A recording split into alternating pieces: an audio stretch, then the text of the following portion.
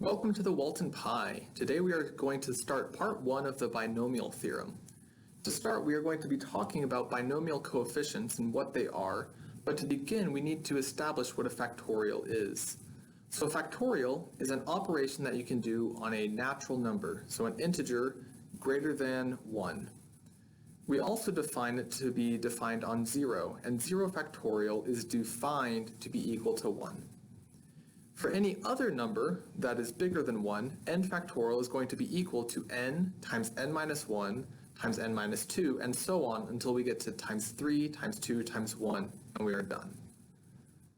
So, once we know what a factorial is, we can write down what the binomial coefficients are.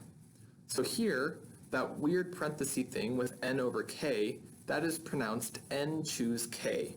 So, n choose k, that is our binomial coefficient, and it is defined to be n factorial over k factorial times n minus k factorial, still in the denominator. But that is only true if n is greater than or equal to 0 and 0 is less than or equal to k, which is less than or equal to n. If either of those two statements are not true, such as if n is less than 0, if k is less than 0, or if k is greater than n, then n choose k is defined to be equal to 0. A couple properties that the binomial coefficient has is that n choose 0 is equal to 1, as well as n choose n is equal to 1. Another property that it has is that n choose 1 and n choose n minus 1 are both equal to n. There is also this very handy addition form of the binomial coefficient. So, n choose k plus n choose k plus 1 is equal to n plus 1 choose k plus 1. Another way to write that, by doing an index shift, is that n minus 1 choose k minus 1 plus n minus 1 choose k is equal to n choose k. We will now go through the proof of this. N choose k plus n choose k plus 1, if we just plug in exactly what those are in terms of the binomial coefficients, assuming that they are not going to be 0. If they are, then you can be able to do a very similar idea by just replacing zeros where appropriate. By plugging in the appropriate formula, we get n factorial over k factorial n minus k factorial plus n factorial over k plus 1 factorial times n minus k minus 1 factorial. Now, our goal is we need to try and get these into common denominators so we can combine the fractions. So expanding out a couple of the terms gives us our next line, which is n factorial over k factorial n minus k times n minus k minus 1 factorial.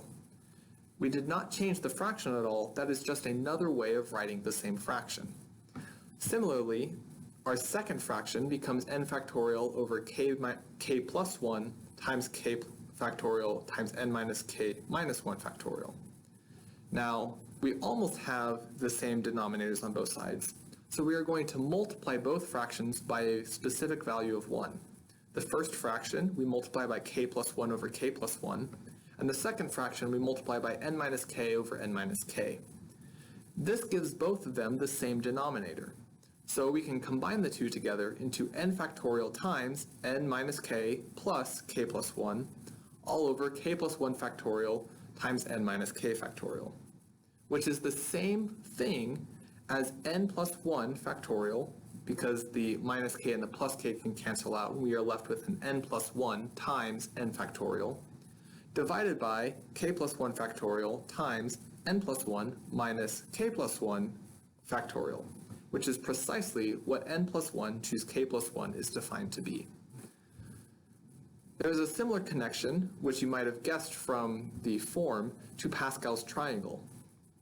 The rows of Pascal's triangle are precisely the n choose k terms, where the very top of the triangle is the 0th row. So, for example, 1, 3, 3, 1 is the third row. The coefficients there are going to be the n choose k's. So, if we look at the third row, which is the 1, 3, 3, 1, the first entry, which we will call the 0th entry of that row, that is what 3 choose 0 is. The second entry, or the first entry, if we are counting by what our k value would be, is going to be 3 choose 1, then we have 3 choose 2, and then we have 3 choose 3. The idea behind that is that this addition formula says add the two terms that are directly above it and you get the entry of Pascal's triangle that goes right below it. So if we look at the very bottom row of this version of Pascal's triangle, we know that the first entry will be a 1, then it will be 1 plus 4 is 5, 4 plus 6 is 10, another 10, another 5, and then another 1. That is the connection between the binomial coefficients and Pascal's triangle. Please stay tuned and watch part 2 of my series on the binomial theorem, where we'll go through exactly what it is as well as some examples of use. Thanks for watching. Please like and subscribe if this was helpful, and I will see you again soon. Thanks.